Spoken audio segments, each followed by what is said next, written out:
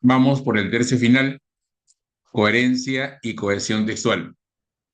En esta prueba, en este ítem, hay que ordenar las ideas y hay que nosotros ponerles el tema, porque carecen de tema. Obvio que tiene tema, pero hay que aclararlo y evidenciarlo nosotros. La universidad en sus indicaciones dice, elige el orden correcto que deben seguir los enunciados para que el texto sea coherente y cohesivo. Entonces, deberé leer el texto y deberé poner el tema para saber por dónde empieza e ir hallando los indicios que yo considero adecuados y habrá obviamente que verificar. Le voy a dar un dato. La primera idea no debe empezar con conectores, sino debe empezar con sustantivos, ¿cierto? Por ejemplo, mire usted la número uno. Mire la número uno. Mire la número uno. Dice primero. No debe empezar por eso. Finalmente, tampoco. Luego, tampoco. O sea, porque si usted tiene, por eso decía, debe tener una técnica, pues.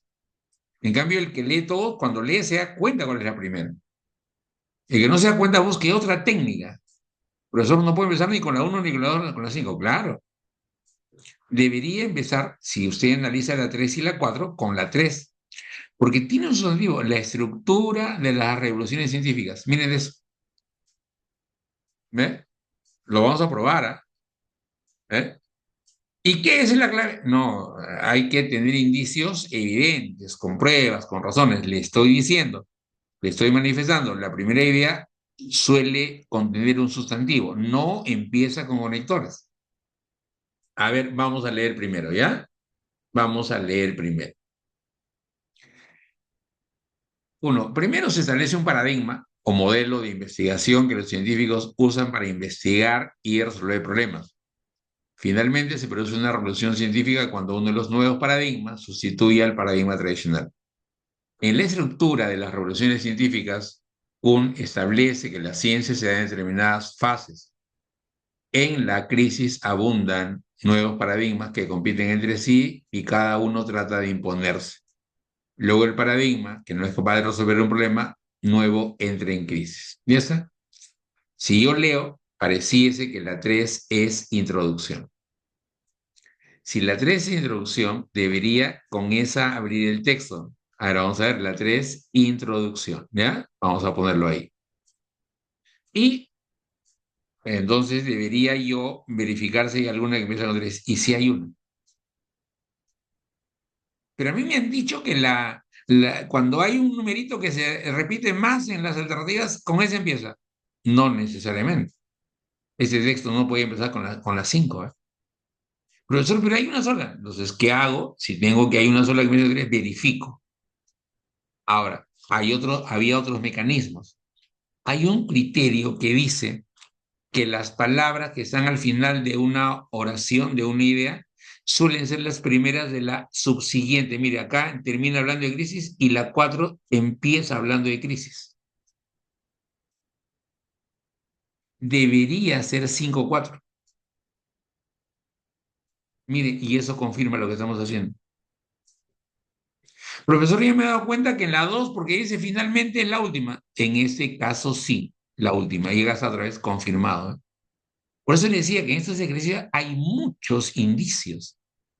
Ahora, el chico que es más formalito sabe que el tema del texto es la estructura de las revoluciones científicas. La primera es la A, la 3.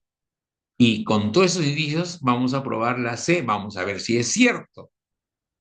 Estructura de las revoluciones científicas. Y si han leído el texto, dice que en la revolución de las científicas, unos modelos, unos paradigmas sustituyen a otros. A ver, vamos a leer, ¿ya? Estructura de las revoluciones científicas. 3. En la estructura de las revoluciones científicas, Kuhn establece que la ciencia se da en determinadas fases.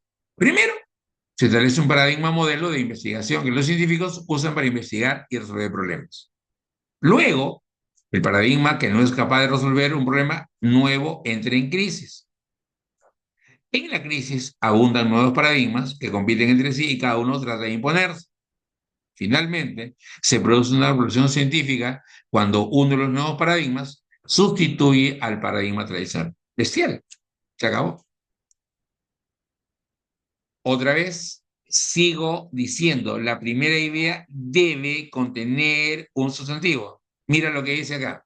Miren, miren lo que está pasando aquí. Por eso, alguna manera deberían tener de darse cuenta, pues. Miren esto, ¿ah? Miren esto. Según esta perspectiva, no puede ser inicio. Ese procesamiento tampoco. Ella concibe menos, por eso tampoco. A ver, ¿se da cuenta? Por eso debería usted afinar su técnica. No existe la técnica, existe mi técnica, mi manera. Leo. Según esta perspectiva, los niños construyen activamente su mundo al interactuar con él. Este procesamiento es el que determina nuestro comportamiento.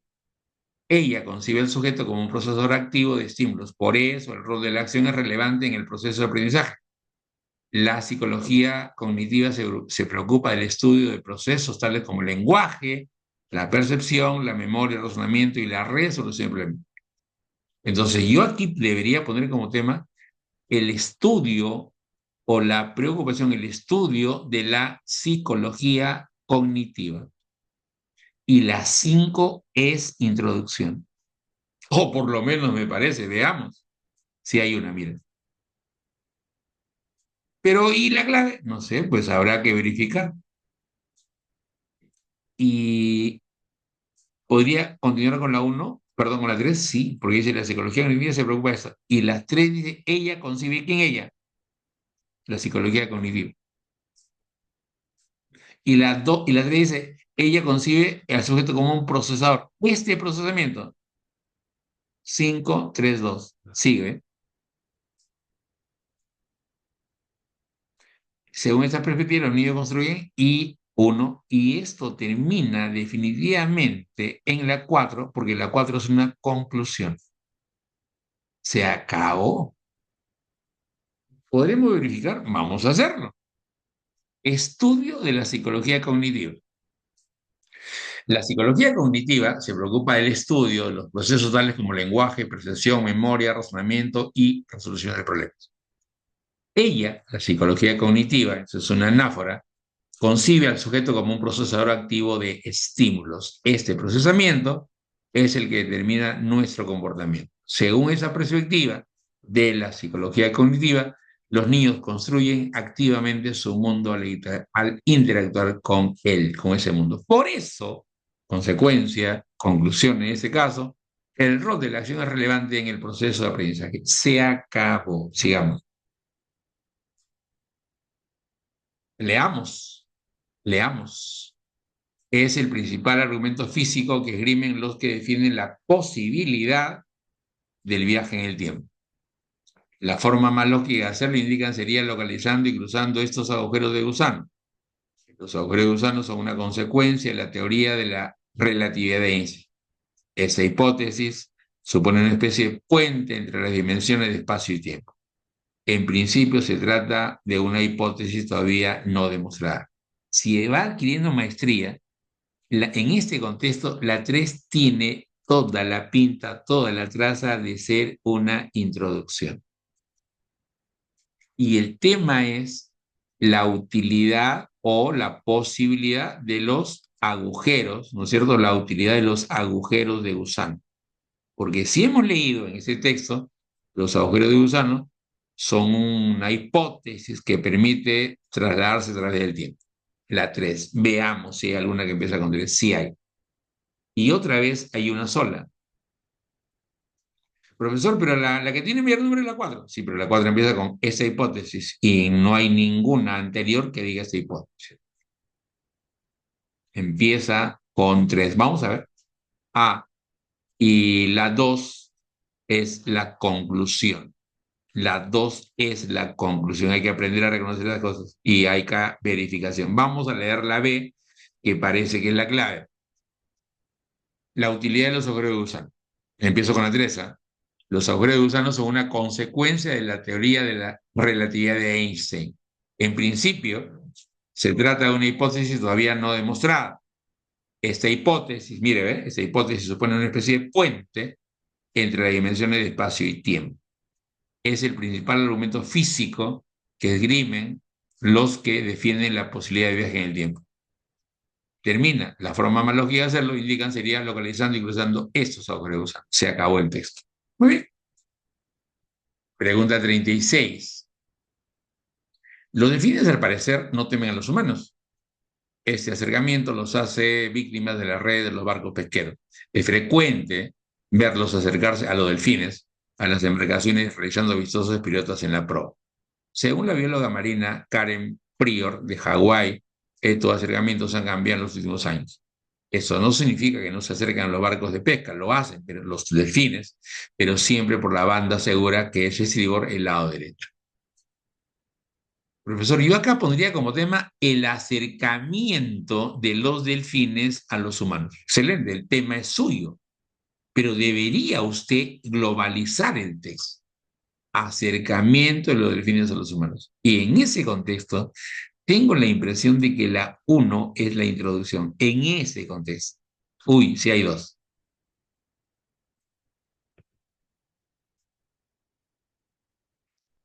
Entonces, me parece que serían inmediatas uno 3. ¿Por qué? Porque la 1 es la causa. Los delfines no temen a los humanos, consecuencia. Es frecuente verlos acercarse. Y luego dice, este acercamiento debe ser 1, 3, 2. 1, 3, 2, sí, acá está, mira. Ya estoy bien encaminado. Bien encaminado. Comprobemos. Acercamiento de los delfines a los humanos. Uno, los delfines al parecer no temen a los humanos. Es frecuente verlos acercarse a las embarcaciones realizando vistosos pilotos en la proa. Este acercamiento los hace víctimas de las redes de los barcos pesqueros. Según la bióloga marina Karen Pryor de Hawái, estos acercamientos han cambiado en los últimos años. Esto no significa que no se acerquen a los barcos de pesca, lo hacen, pero por la banda segura. Excelente. Texto uno.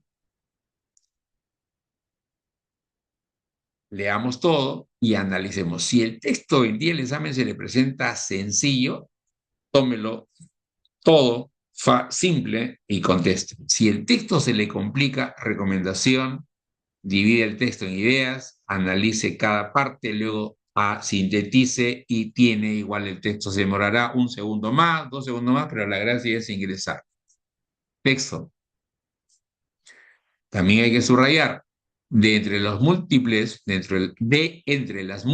clasificaciones de los signos que existen, tal vez la más extendida sea la de Charles Peirce.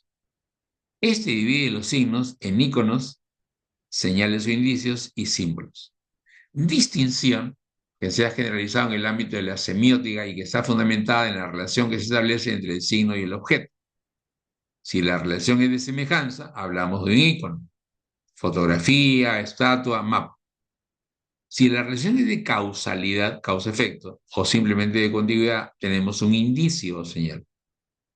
Una huella, el humo o la fiebre.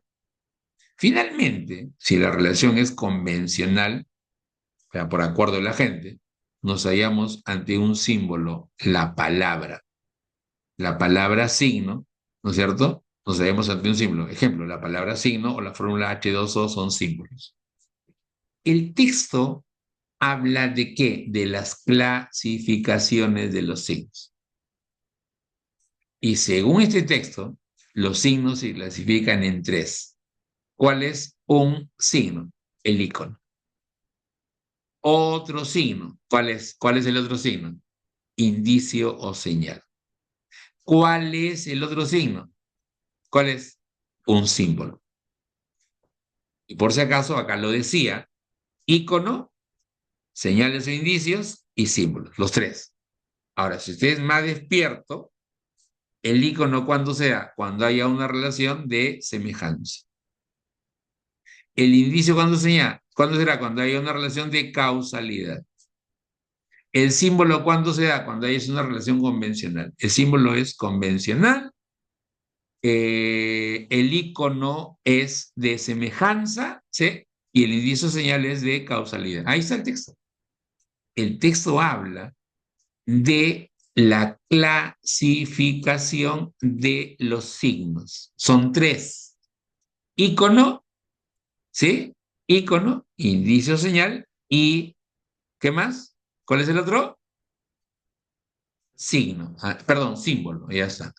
Ícono, indicio y símbolo. Ya estamos. Y todavía con ejemplitos. Si yo tengo eso, la probabilidad de acertar es altísima. ¿El texto de qué trata? De la clasificación de los signos. ¿Cierto? De la clasificación de los signos.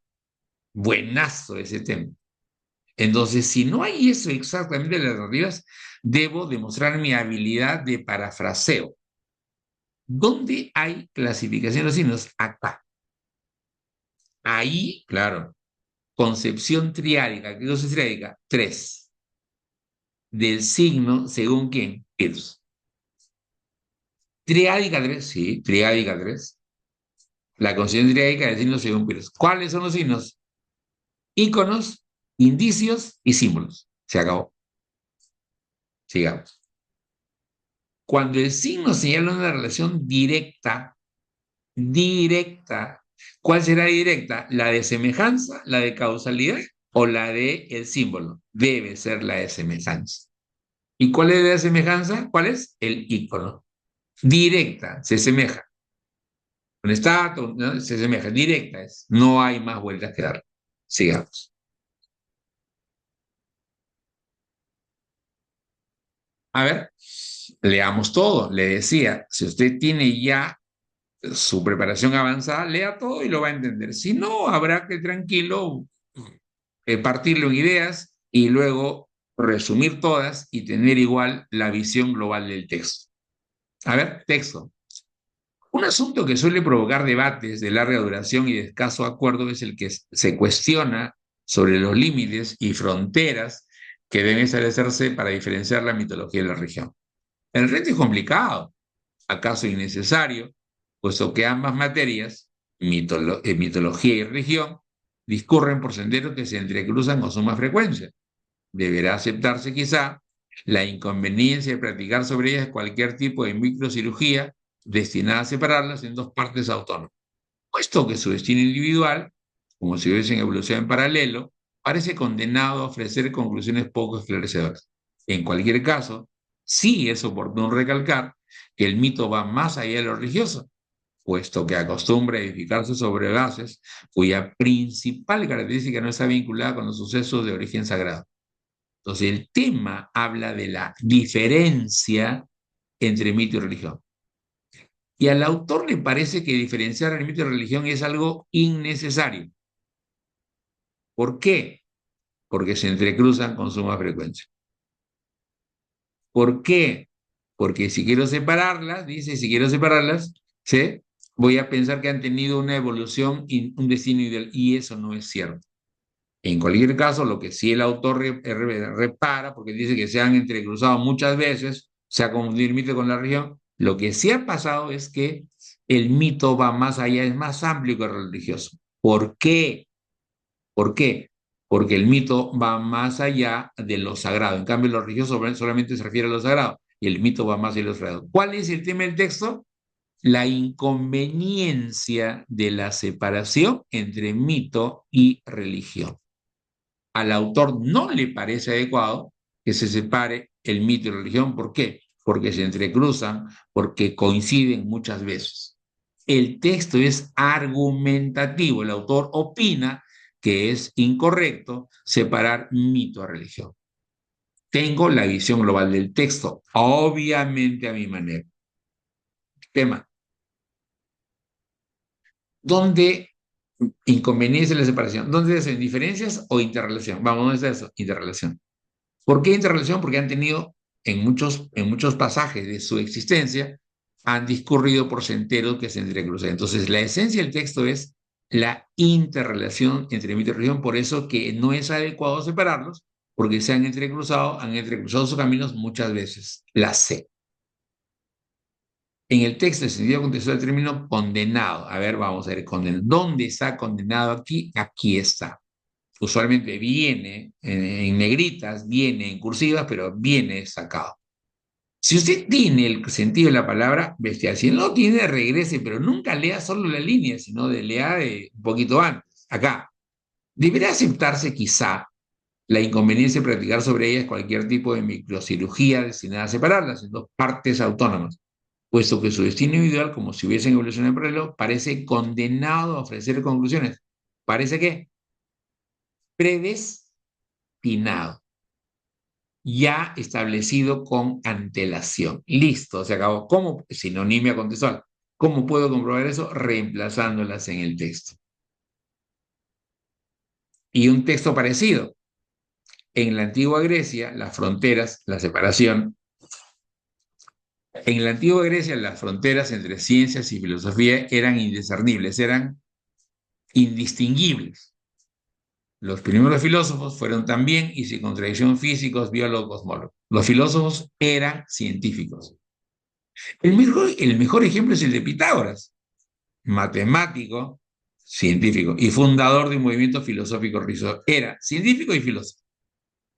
Un poco más tarde comienza la separación y Sócrates la consuma. ¿Separación entre qué?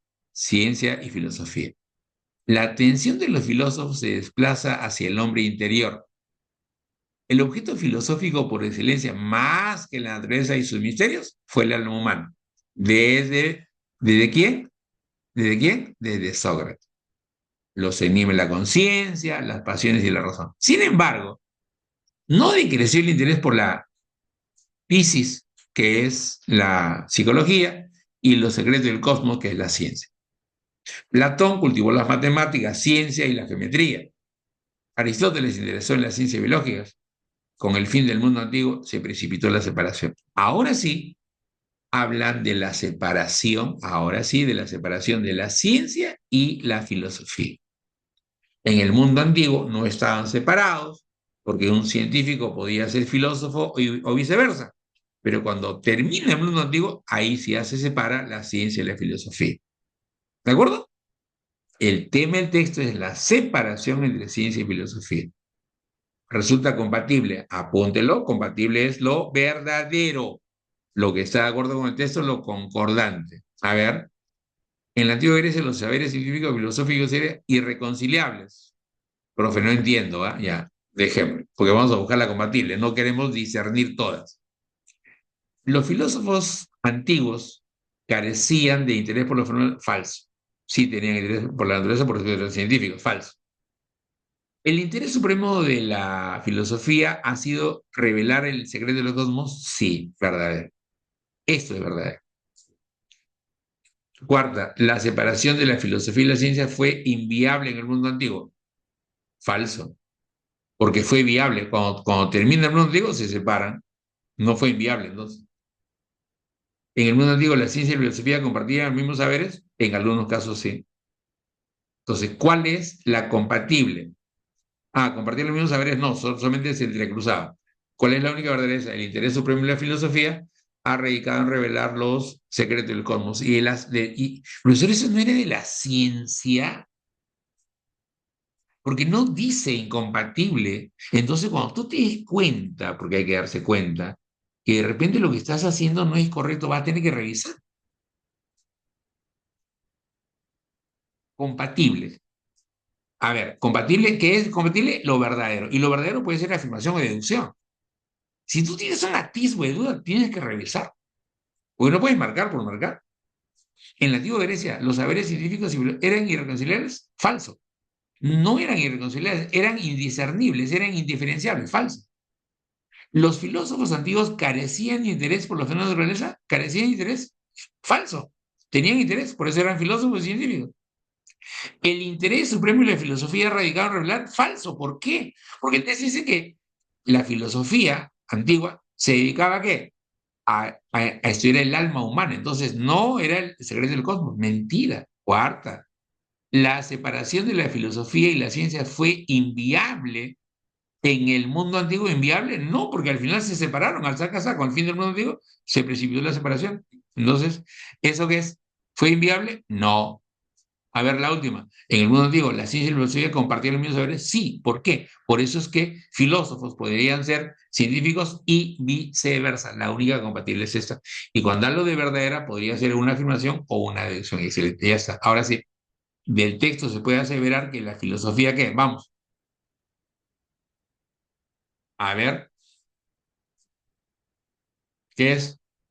Claro, la filosofía se dedica a estudiar al hombre. Por lo tanto, yo puedo aseverar que abordaría asuntos endógenos al ser humano. ¿Qué es endógenos? Internos. Acá está, estudia al hombre interior. Estudia, ¿sí?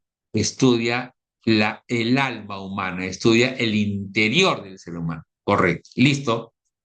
Se acabó por hoy día. Los esperamos el día miércoles 8 de la noche. Gracias a todos. Buenas noches.